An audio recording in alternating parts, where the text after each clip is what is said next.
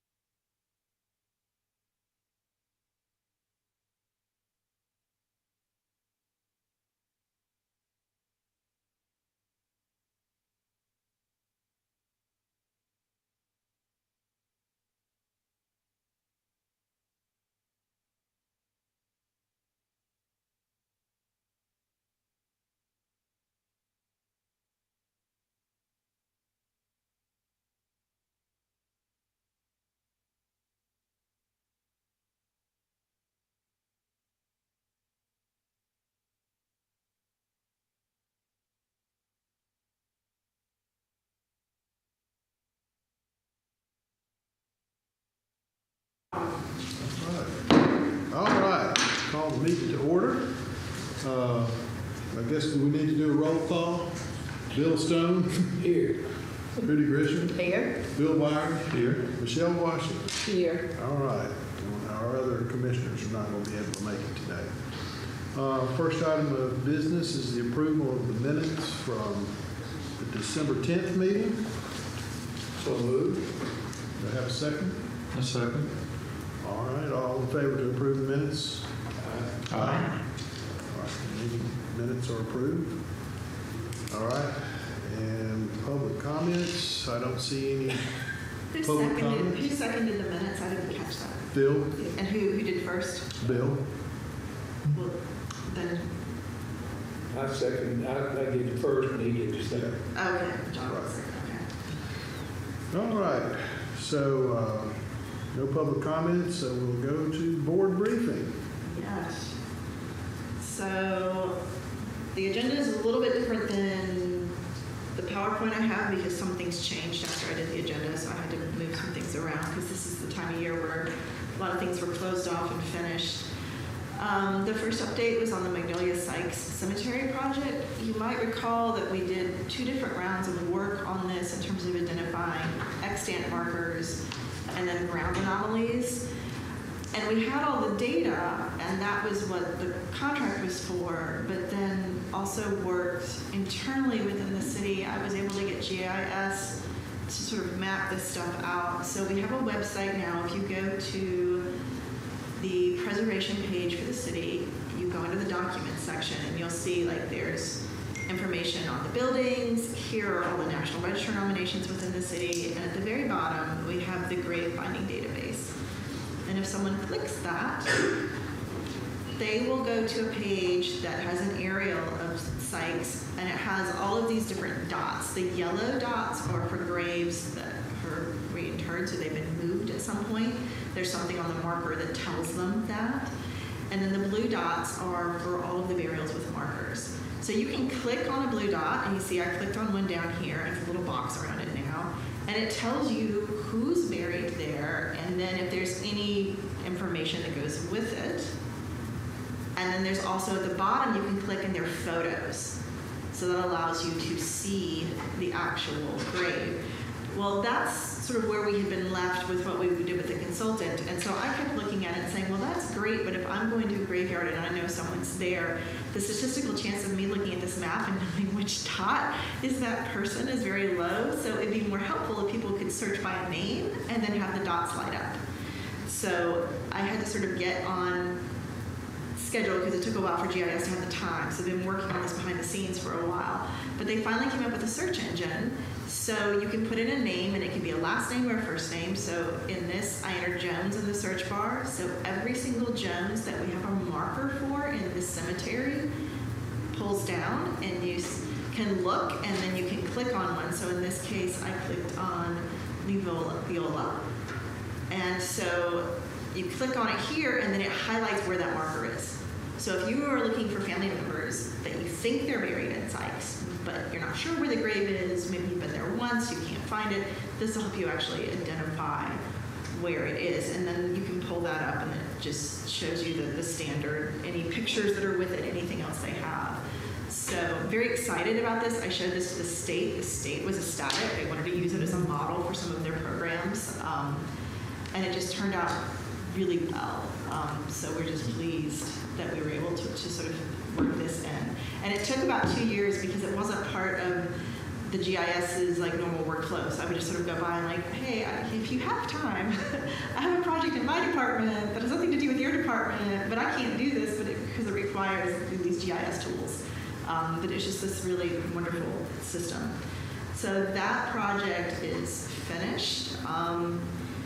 Let me ask you a question on this. So it just has on there the ones that have markers for them, name markers, right? Markers, yes.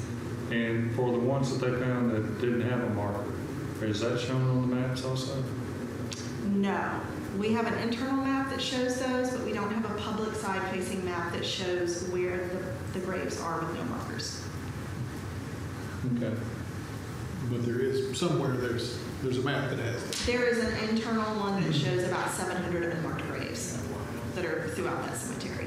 And where is that kept at? That's an internal document for the city because we felt that there was, with the concern over people digging for grave goods, we didn't feel that we needed to have that data publicly available at this time. But we don't have any idea who it is, so it's just No, that we we know don't. there's a body. We think, I mean, there are anomalies, so when they did the ground penetrating radar, they were finding anomalies that indicated potentially burials in all those spots, yes. Is that something we should make available? I mean, have a copy of that down at the archives, for instance, if people want to go and look on there. The other database we have is on Find a Grave, and we probably have 3 or 4 times the number of people that we've identified that are buried there than what you probably have on the map here. But Probably. it would seem, Yeah. I would think, if I had interest in the Sykes Cemetery, I'd be interested to see that map where people they think are buried at. Most states that I've worked with keep information like that because it involves human remains that are unmarked. It is not typically in a publicly accessible form. It's more of a need-to-know access because there is so much concern with people digging and treasure hunting. So I can check, I can ask with the city attorneys, I can ask the state also, since it involves a graveyard, if they have any best practices for it, what they would like to see. Why would that, I'm just curious, why would I go and, if I don't know, and if there's no markers, how would that help me?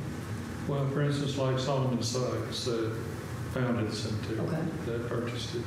There's a big Sykes headstone that's there, but Solomon and his wife and the whole Sykes family doesn't have individual markers. So, But we assume that they're probably buried around that big marker. And so you might want to go and see how many people are buried just was around trying there. to, There are conceivable, reasons, Yeah. yeah. that makes sense too, I just didn't, I would just be interested in just seeing how many people, that I hate to see us go through and spend all this money on doing these surveys, and then it sits in report somewhere in somebody's office and nobody can even access it or take a look at it. But if you had a copy, you know, at the archives, if somebody came in and wanted to know information about the Sykes Cemetery, we could pull out the report and they could look at the maps. Well, the But that would be my report, I don't think the dots would be big enough to see in the report, but the report, we could probably get a copy in archives. It's in digital form, but we could probably get one over to John. The ground penetrating radar portion was done expressly to see if we looked at fencing the property off. You cannot put a fence in a cemetery without checking for unmarked graves. So that had a purpose. The purpose was to determine if at some point that they wanted to fence the graveyard to secure the graveyard, would it be possible based on where unmarked graves were. So that was why that particular portion of the project was started. Well, let me go ahead and make a motion then, that I make a motion that we get a copy of the report and a copy of the map and give that to the archives that they can put in their Sykes Cemetery file. I will ask the state about the map, so why don't we hold till next time until I can clear it with the state on how they handle data for that. But I will put it in my notes to reach out to the cemetery coordinator for the state.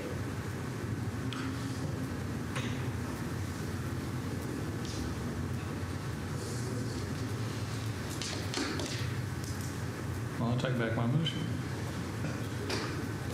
Table it till next Thank you. time. Yeah, table it.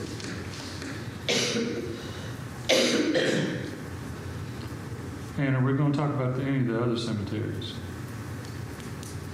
I don't have them, I've got Lafayette on here. Hold on a second. Reading notes.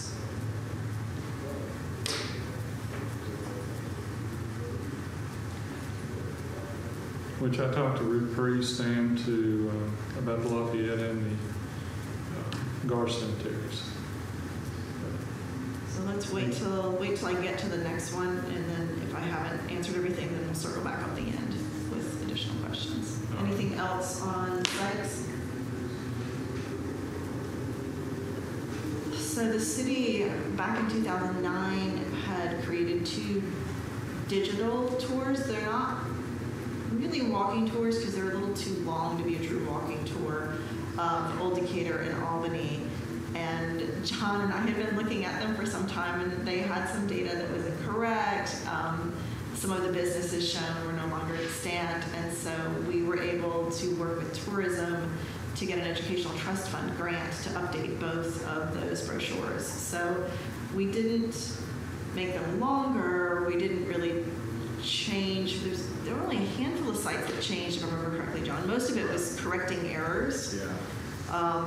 And I think maybe 1 or 2 buildings were rotated out in each one. But the budget really didn't allow to do a full redesign. The budget sort of like, McCollum Group had created these, so they still had the digital files. So we were able to go in and say, okay, we need to correct and edit a lot of the text for things that had been missed. So those just were finished off in the last couple weeks, and they are now up on the city's website, and tourism has them as well. So they turned out nicely. And thank you, John. John and I went through multiple drafts of catching every last possible. Went over them with a fine tooth comb. Hopefully we caught everything. Yeah. It was funny, about 3 weeks after it went live, McCom reached out. They had found like a misspelled word or something. They just wanted, so they corrected it and they uploaded it again. So, Lafayette Cemetery, that project, we worked with the Downtown Redevelopment. That was another ETF grant. They are looking at developing Lafayette Street as a themed pedestrian-only alley, and so their interest was in how the cemetery would interact with that and how people could potentially move from the parking lot behind to the street. So we did ground penetrating radar on this specifically because we wanted to know where this cemetery is so old and there's so many graves that are missing.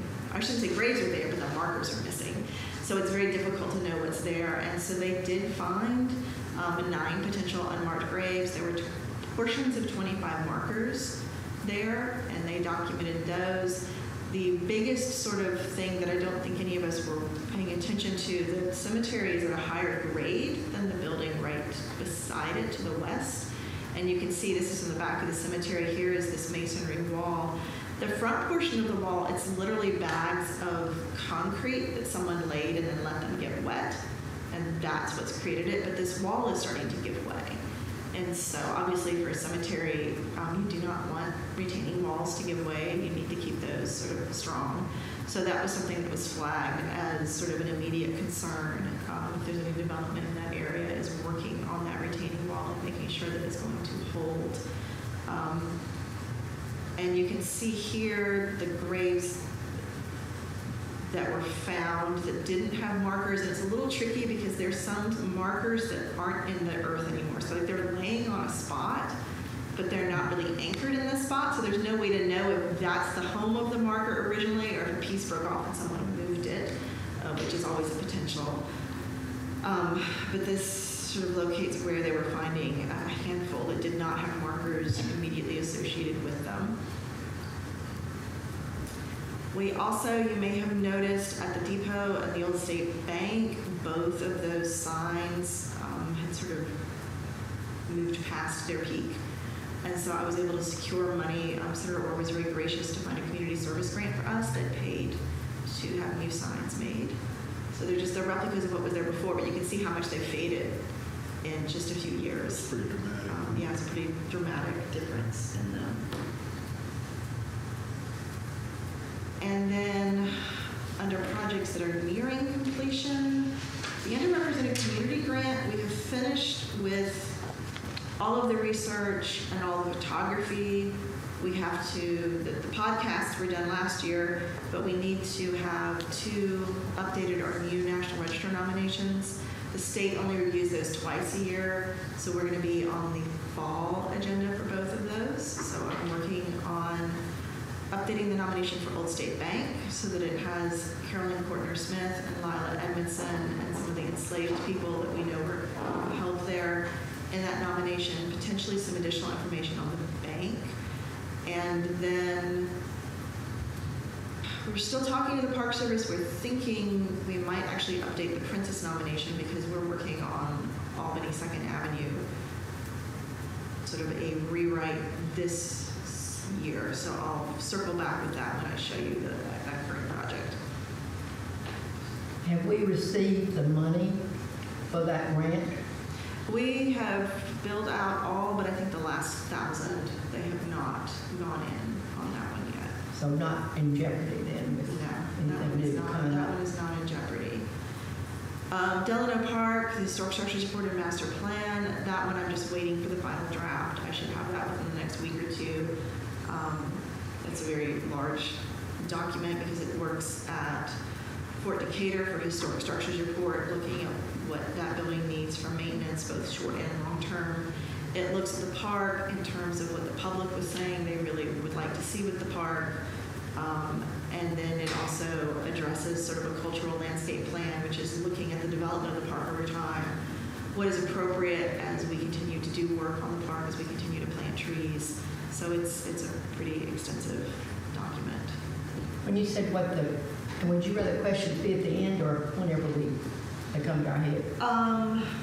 We've got a question on these. Ask it while I'm talking about it. If it's something I don't get to, wait. That's what I have. The Yeah. question is, when you say it's what the public wanted, was public opinion when we went down to Fort Decatur and wrote things down that we saw? Yes, there were 2 open houses and there were also online surveys, and then there were also stakeholder groups came in for personal meetings with the architects as well.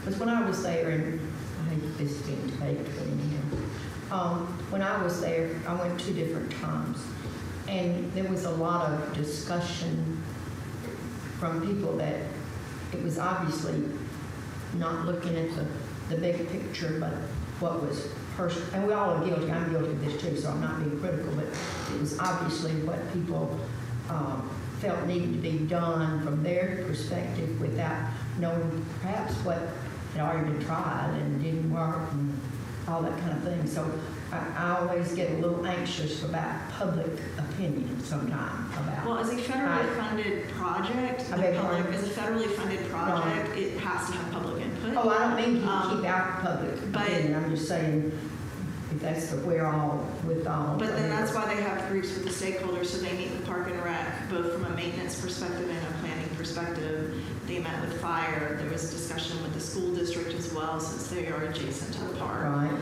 I'm probably, there were more. When you say stakeholders, you talking about neighborhood or donors to the Conservancy or just what? Conservancy was involved, people, police and fire are stakeholders because they have to Sure. work through the park. Okay. There were some other agencies, I don't have the whole list in front of me, but that was an extensive, so, and those are the agencies that are gonna have the long-term plans and know, like, city budgets. So if some people said, oh, we want a giant 4-tiered water fountain in the park, then when they meet with the city, they might say, well, that's not possible here, or, you know, or if you want, you know, a giant arena, well, the city's probably not gonna do an arena, so, you know, what else is on the list that they would like that is maybe more viable? They also looked at what amenities were at other parks as well.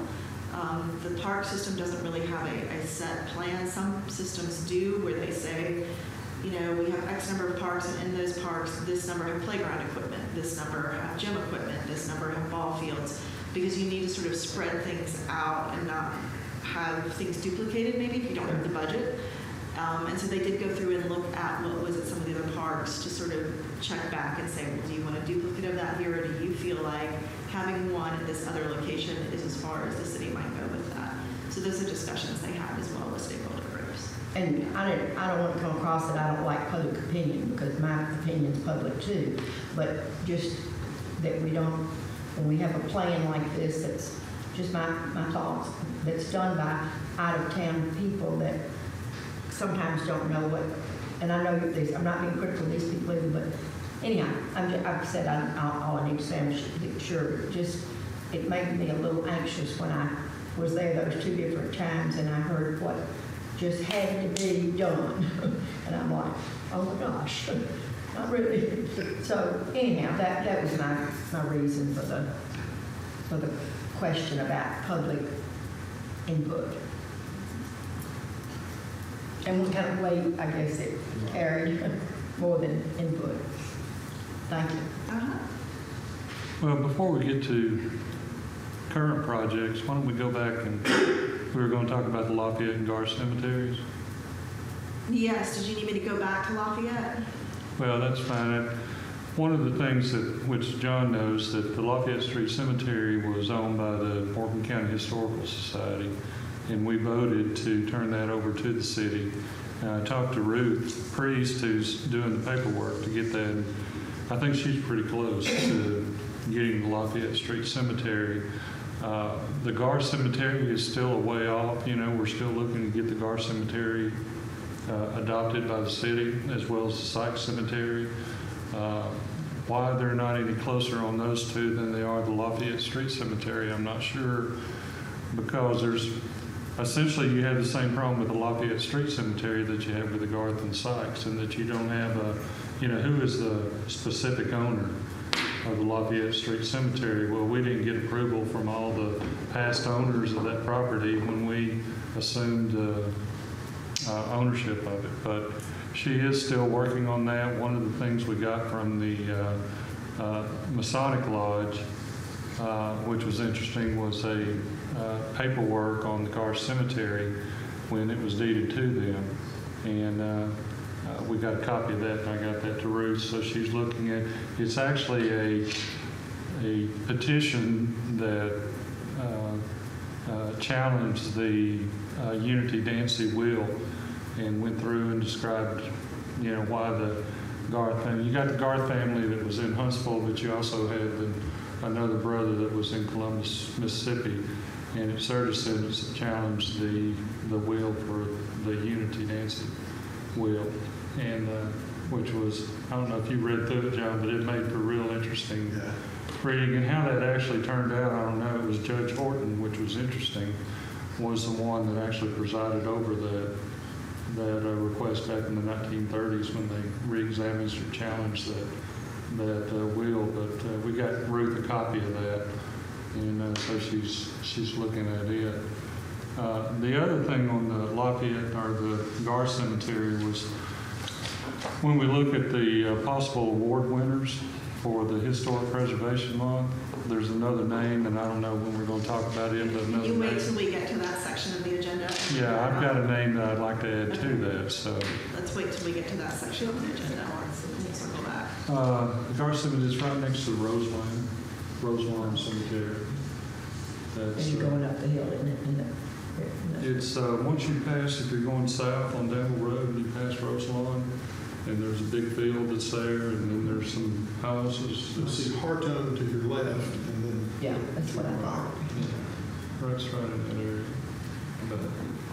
And they did do a good job. One of the things I complained about was on Lafayette Street Cemetery that there was a lot of debris that had been collected from the study we did there. And I don't know who it was, so I appreciate it. I don't know who it was that went, cleaned up all that debris, but all that's been cleaned up and taken care of. That's basically most of what I know about the Gar Cemetery and the Lafayette Street Cemetery. I thought it was in Fayette Street. Maybe you ask. Depends on where you live. And who it was named after. Yeah, that's right. I thought about that. I don't think the Marquis de Lafayette was how he pronounced his name, but I'm sure that's who they named Lafayette Street for, was the Marquis de Lafayette. So, On current projects, we have a contract now to update the National Register nomination for Second Avenue, which is known as Albany Commercial. So waiting, the consultant was here, they went through maybe 2 weeks ago and checked on some of the survey data. So we're waiting for that. This project will probably close out end of summer. So the district will expand in some places, it will contract in other places, and we're looking at updating the period of significance to bring it into about 1975. So we have some of the more modern development in that district that will come online as well. So it's pretty complex because there's been building and demolitions downtown since the nomination was first finished. So we're looking forward to having that paperwork updated. Will that make any difference? I know there's been discussion about having some change maybe in what buildings can be, what can happen to buildings downtown. Does this have anything to do with that? No, this is the National Register, so it does not have a regulatory overlay at the local level. For a regulatory overlay downtown would either have to be design review or would have to go through some sort of a zoning process overlay. And right now, there's nothing for the commercial in that area. Because that's a shame that we don't have any kind of. It is one thing in the one Decatur plan that the public had asked for, but so far there has not been political will to move that portion forward. Beg your pardon?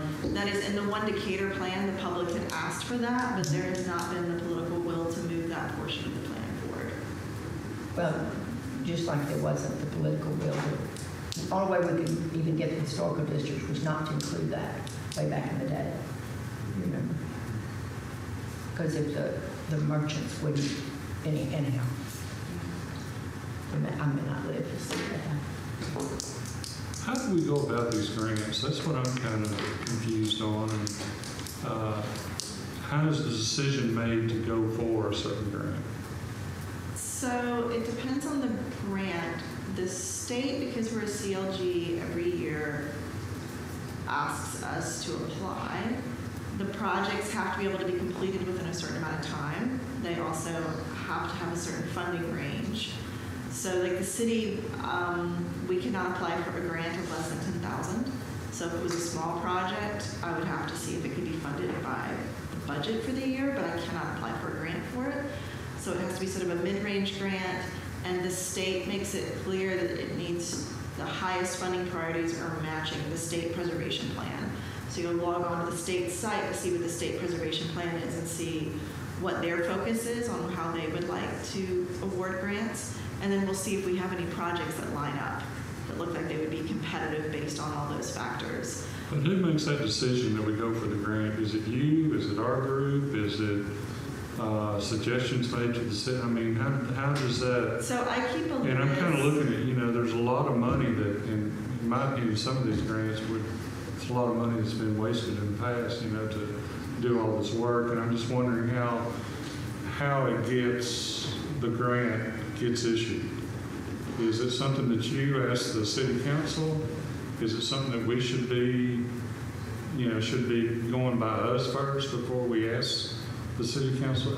How does that? No, it's in How does that the actually so work? you may recall in past times I have asked the commission if there are areas that they would like to see surveyed. So there's certain neighborhoods that have been brought to my attention, like, hey, put these on the list if you're looking at survey. Austinville came up that way a couple years ago. People on the board were saying, hey, there are other parts of town, let's look here. The conditions assessment is because they are municipal-owned buildings, and there's concern with are we tracking them appropriately for their age, or sort of watching how the buildings are aging. The ETF grants, those have a tendency to come up very quickly. They do not require a match, so those do not go in front of council. It's, do we have any smaller projects? Because those can be ones maybe that would be less likely to receive funding from a CLG grant. So I have this giant list of things that people have mentioned over the last several years that I keep. And then when a grant opportunity comes up, I look to see how much will this cost? Do I know someone who can do this work? Because that's part of it, is finding a capable consultant who can do the work. Or is this likely to be a competitive grant? And if I can get matches, those are the ones that we go over. But if you have other things that you would like us to pursue and I think I can find money for, I'm more than happy to add to my list. And we can talk about that at the end once we can put that on the agenda at the very end. On the agenda when? What? Tonight, when we get to any new business, I can put that on there. Absolutely. If you've got anything else. So it sounds like all the grants essentially go through you, that you're the ones that initiate, do your job title or whatever, you initiate all the grants. I'm the The person work who on gets the to fill out the grant? paperwork, yeah. And some of those you don't need approval for, some of them you need city council, some of them is the Morgan County Commissioners, is that? No, because that's the county government and we're within the city. So you just look at city as the only thing you're Yes, involved in. because this is the city. grants. This is the city of Decatur. So Morgan County, if they wanted to go for an ETF grant, John, I think they could. They couldn't do a CLG grant because they're not a CLG. State law doesn't allow them to be a CLG because they're a county.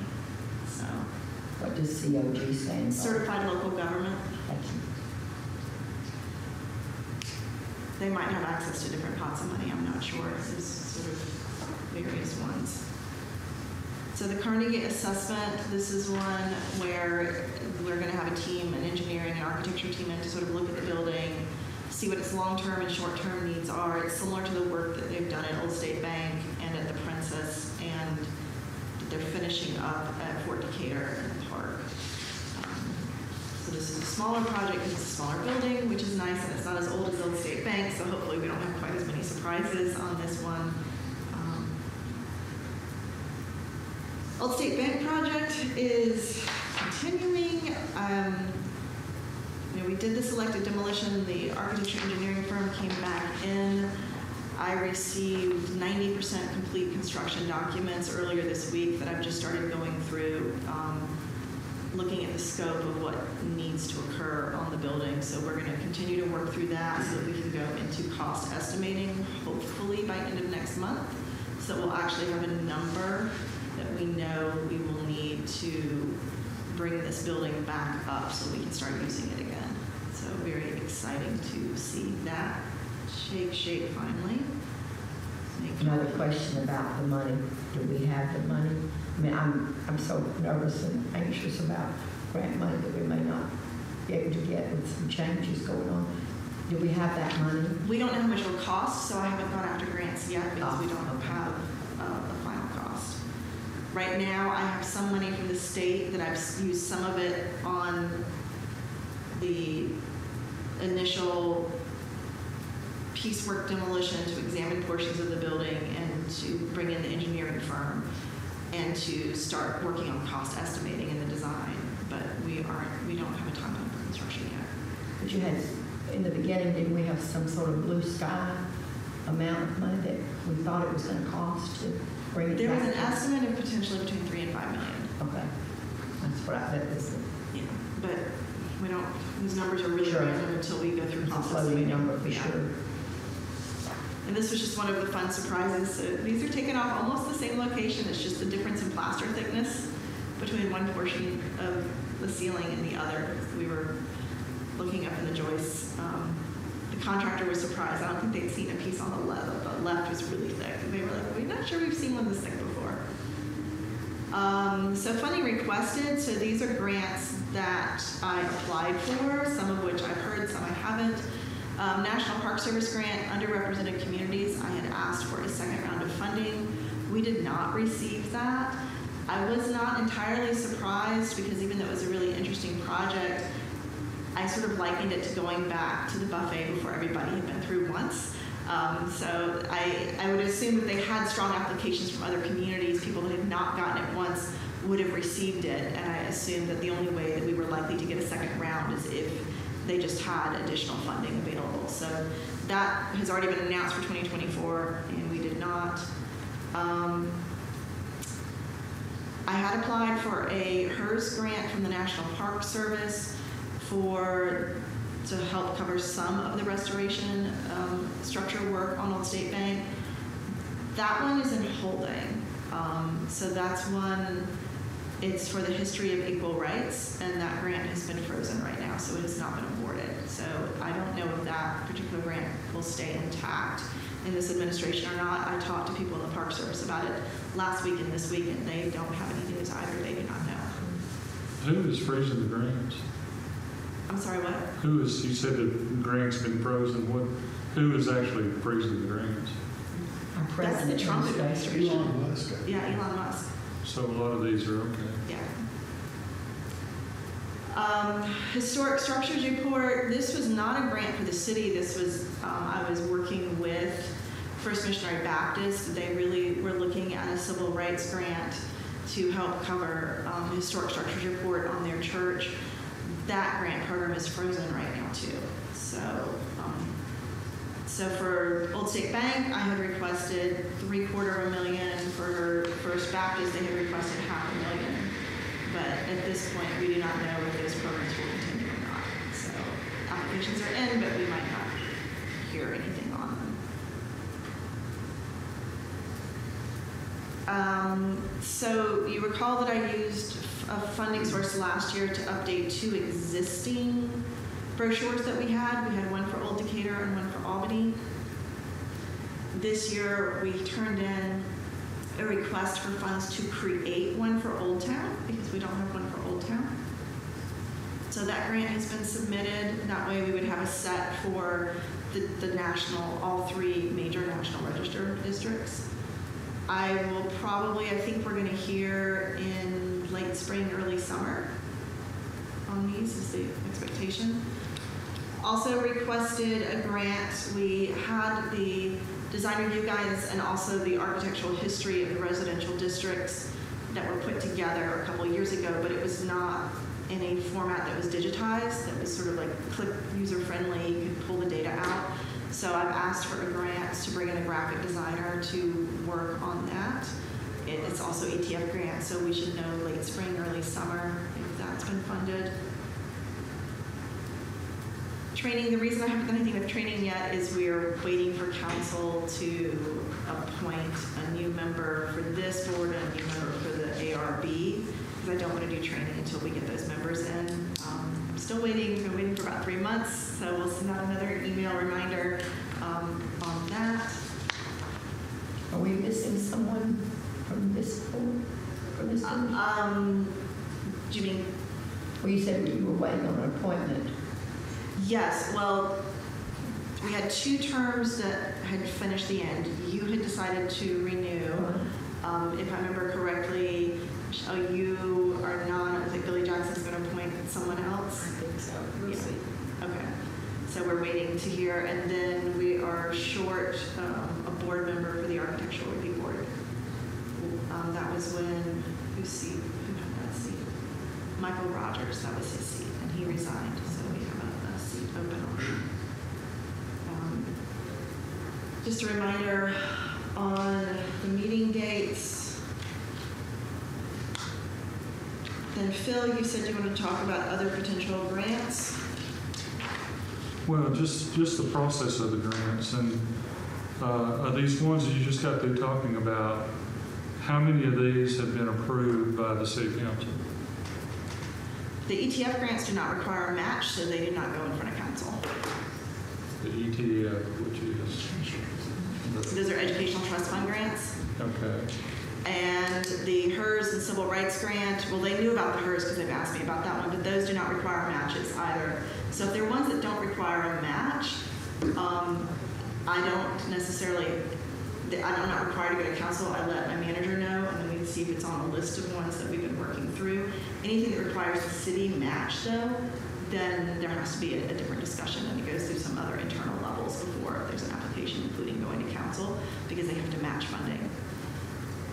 and I'm just wondering the process that you go through on, again, everybody's talking about saving money and doing away with wasteful spending and that sort of thing. These grants that we apply for, is that something that our board should be asked, is that a grant that we want you to apply for? Or it sounds like you're just going through and applying for these different grants with just as part of your job, but there's not really any oversight about which grants we apply for and which ones we don't apply for. Well, sometimes we don't have much leeway on times, like the state notified me there might be additional funding coming available, but normally those move very quickly. In terms of making priorities, I've brought this to the board before. If you have things you want to survey, I've been told to look at surveying the modern area over near Walter Jackson School. Right, that was one of them. That was one, so that is on the list. We had that one, we had Austinville, and then the one, and nobody can give me a name for this neighborhood, so I would love it if there's a name. When you cross over 2nd Avenue going west, there's some old houses tucked in there, but nobody can give me a name for it. That one, I actually took a consultant out to look at that neighborhood last time they were there, and I said, do you see that this is worth a survey? And she's like, she agreed with me that she wasn't really seeing enough intact fabric to justify looking at a National Register district. So at that point it was, well, maybe there'd be some sort of community history study or something on this neighborhood. So those are the two neighborhoods that have been mentioned. Cedar Lake is one that came up. I went down there. There are not enough extant buildings, but there is enough there for an individual National Register nomination. That came out of the consultants that did the underrepresented community, so they had their list of recommendations. So we take their list of recommendations as well and cross-reference those with any projects we might have to see if there's any overlap. Historical markers, that has come up. I did check with the state. State markers that run through the AHC have to be for a building. The State Historical Association, you can have a site, you don't have to have a building for those. And then I was asking if we could use CLG money for those, and I was told no. So if I want to get a grant for those, I have to find a different source. So that was my discussion the other week, because I was looking at, we had some recommendations on the Austinville survey to potentially do some markers, but I have to find, I now know it has to be through the State Historical Association, and then I have to find, that might be potentially a good match coming out of an educational trust fund grant for next year. I've sort of got those on the list. Since I know we can't cover them with the CLG grant, that might be an educational trust fund grant. Well, my question for the commission, and anybody can chime in here, is that do y'all believe that we ought to have more oversight over some of these grants and grants that we apply for? Because it doesn't sound like Give me your it. definition of oversight. Well, for instance, if there's a grant that, Carolyn comes to us and says she'd like to apply for, then as a commission, we would go, yeah, let's go for that grant, let's not go for the grant, or it would be one way. Or if there's a recommendation that's going to be made to the city council, that this commission goes, yeah, we want to make that recommendation to the city council or not. Do we not? But there's not. We don't, seems like we talk about it. Well, what I'm hearing right now is that Carolyn just goes ahead and applies for these grants. somebody may come to her, make a suggestion, she goes ahead and apply, and there's not really any oversight from our grade. You don't think we've on talked what- about it before she applies? Sounds like probably not. Well, I'm not going to answer for her or anybody else. I'll just answer from my own experience. Sometimes grants, and you know this from what you have done, it's a tricky thing about timing. And you could be knee-deep in working on one that's taking you 2 months. I'll just throw out 2 months. That's probably cheating you on time. 2 months, and all of a sudden you hear something from one of the senators or what that says, I got to have this tomorrow because this money just became available.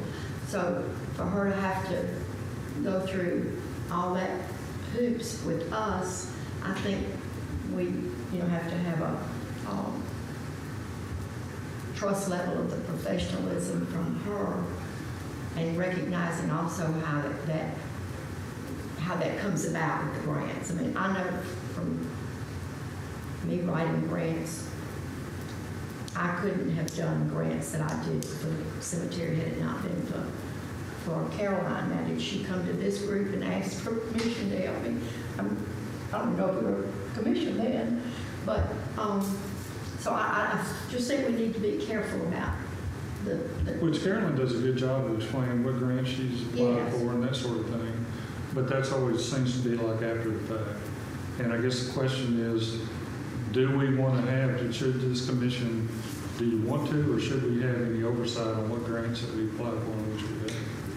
Well, I think the And I was first just trying to question, get if that's what you're some of looking at, y'all's opinions on that. is do you want to meet monthly? Because you would have to meet monthly to support that probably. Like I literally had a grant application hit my desk 2 weeks ago and I turned it in this last week because the deadline is before the end of the month. So you would have to be meeting monthly at that point. I don't see where,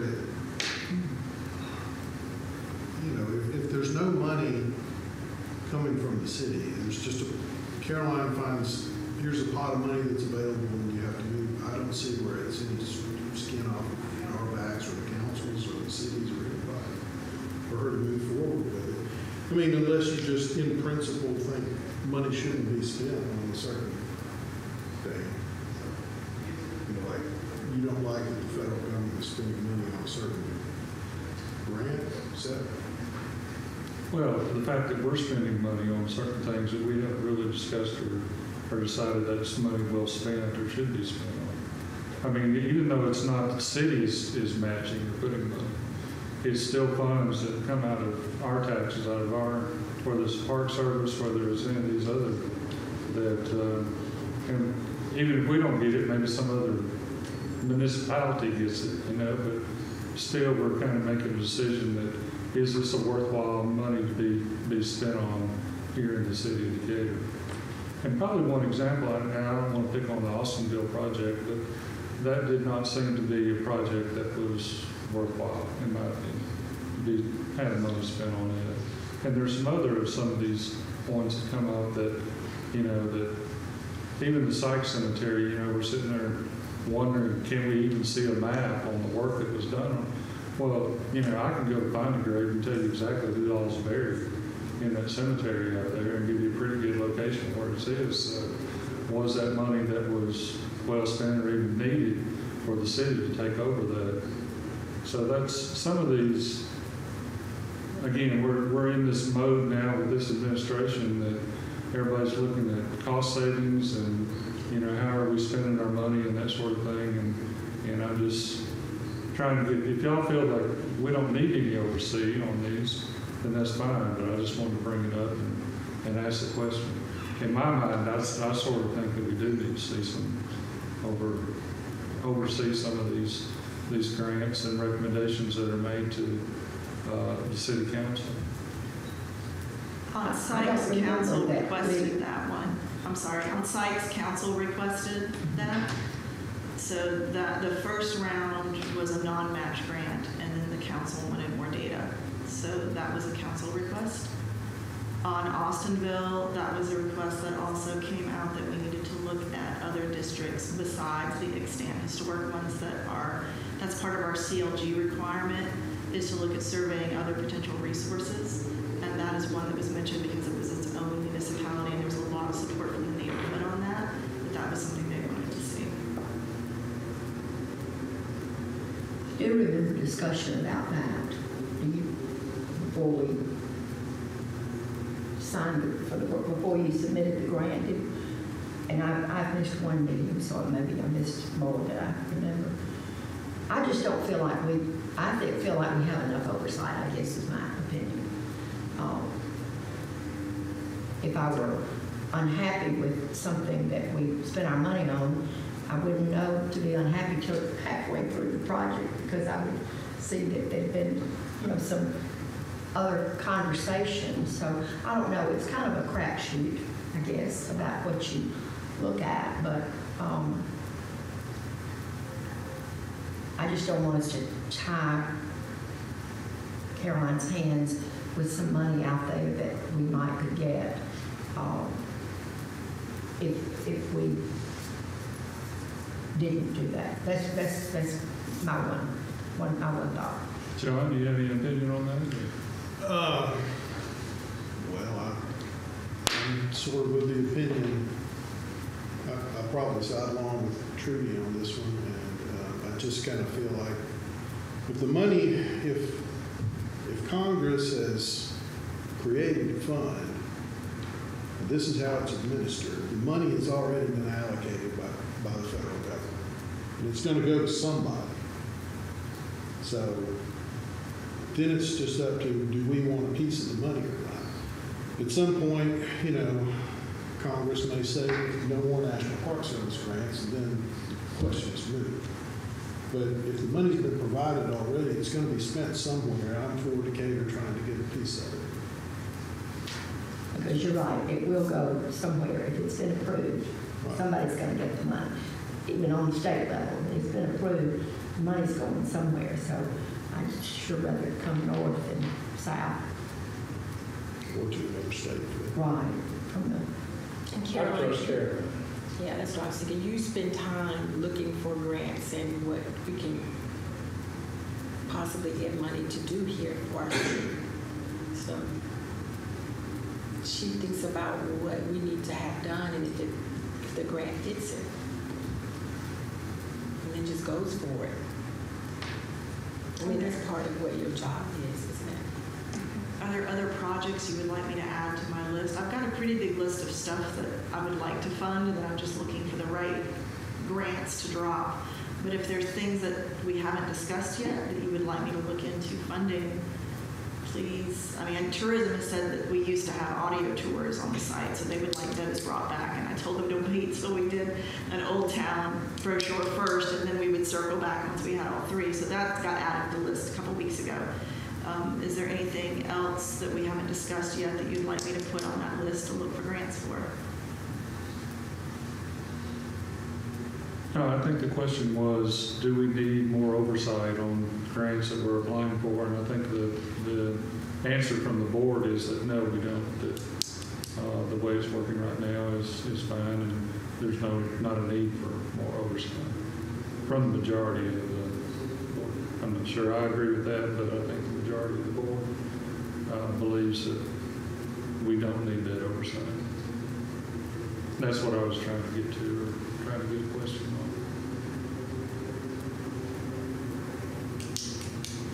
Do you see grants that we should possibly apply for sometime? Come across them No, for specific projects? no, I don't know enough about the whole grant system, projects that are going on.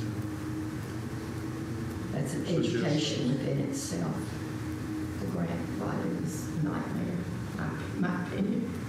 Glad it's your job. It's not my favorite thing. It's normally like I have a project and I'm like, how many different ways do I have to explain this project to check off the boxes? Yeah. Yeah, it's complicated sometimes. And I'm sure it's disappointing too when some of the funds are frozen and you can't do something you were hoping you would be able to accomplish. I thought we had a very good chance of getting the HERS grant, and I thought First Baptist, with me assisting them on that nomination, it looked very competitive, and so it is unfortunate that right now those are both in limbo. The HERS grant, because we don't know what the final dollar amount will be for Old State Bank, but we do know it will be substantial, so any funding that comes with that would be appreciated. And then First Missionary Baptist, because they have such a critical story to tell, and their building needs a lot of work as well. Where is that church? So, It's on Vine, right over the, Yeah. across the railroad tracks to your left, the big brick church. Is that the one that the architect? Yes, Oh, Walls that's- Rayfield. all right, okay. It's a Rayfield. But I don't think I called it that. Well, that's a lot of historical significance there from a lot of different ways. that one did, and also Henson, Brandon was the builder. Oh, yeah. So had important architect, important builder, important place in the city's history. So it just checked off a lot of things. So, and some grants are for buildings and some grants are for history. So that was a good one for buildings. I think that was the only one we had in the city that really fit. That one, potentially the East School could fit, but the school district would have to access those funds, so that's different. Okay, let's see, where are we on this? Oh yeah, that's First Missionary Baptist, if you didn't know what. Yeah, I thought that it was the church with the architect. I couldn't remember the carpenter architect. I couldn't understand. Caroline, speaking of Old Town, any of the things that Cleota is working on, is that things, I mean, I'm assuming that they're writing grants. Are they working with you, or they're kind of finding on their own? No, I think they have a yearly appropriation from the legislature. I don't know. They do, right. So, and then because they are a nonprofit, they can do fundraising, and I know that they've been doing some of that. The last time I was in both of those buildings was right around the holidays, so I'm not sure if one building is being prioritized or not in terms of the work they're doing. John, you're on the board. And yeah, there's constantly looking for sources of funding for that, and but yeah, it's as far as I know, it doesn't really come under the purview of this commission, or does it? Or what? If it's private, if they asked for assistance, but they've already sort of got a board, they've already sort of, and then Judge Horton's house is not eligible for any of the grants that I'm familiar with because it's moved out of its historic context, so it's not eligible at all. So that rules, the grants that I'm familiar with, that rules all of those out. I did recently get 501c3, I didn't Yeah. get that. That's great. Get that.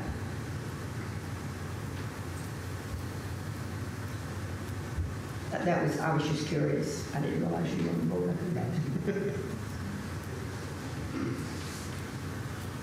All right, so next on the agenda, we have the Preservation Month, which is in May. And I'm going to take us, it's still a public meeting, but I'm going to take us off live stream so that we can talk about these things and not give hints as to who's going to get the awards in May. Lamar, can you take us off live stream for about 5 minutes or so while we figure out preservation awards for May? Do you want me to just end the live stream? No, because we'll come back when we have to end the meeting. So Okay, well, let's see, hold on just a second. some really fun picture that says, back in 10 or something. Well, I'm just going to put a thank you for watching that. And, okay.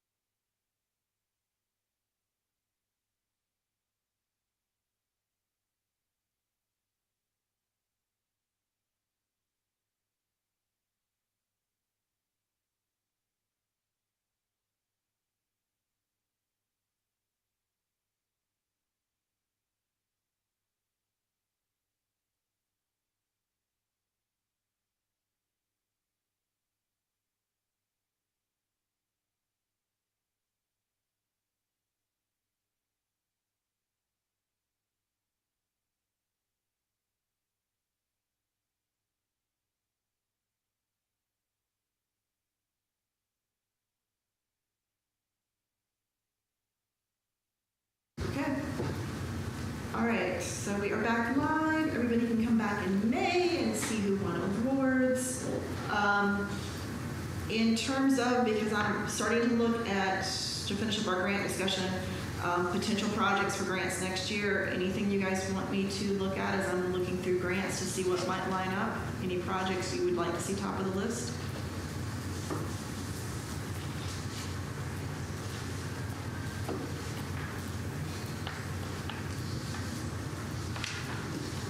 This is not a suggestion for grant money, but just an update on, we are getting close to finalizing the architectural drawings for the chapel. Our architect passed away, actually a year and a half ago. I just forgot what his name. Did our church. And so Scott Scholl is doing he's not redoing the drawing that we had, but it had to be where it could be bid on because it's a city building. But we've reached an agreement with the city council for us to move forward with that. So hopefully in a couple of months, well, that's driven, 6 months, we'll see something happen out there.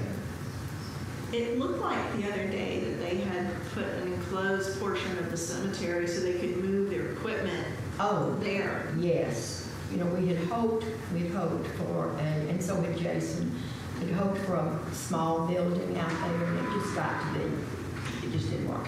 So that is going to get all of the equipment inside that fence. It's also going to be some landscaping done there. And if there's another grave digging thing out in front of somebody's service, I'm gonna go holistic, basically. But that's the whole, that's for that. So yes, that's great. If you notice, there's a way to come in from that side street. So they don't have to come all the way to the cemetery with and do more damage to our roads. So they're not going to build a building for the. It's this great big huge fence area. That's, It's all going to be outside. yeah. But, I don't know if it's gonna be covered or not. I don't understand references. So that's gonna be really a great addition to the cemetery. All right. Do we have anything else? All right, then do we have a motion to adjourn? So moved?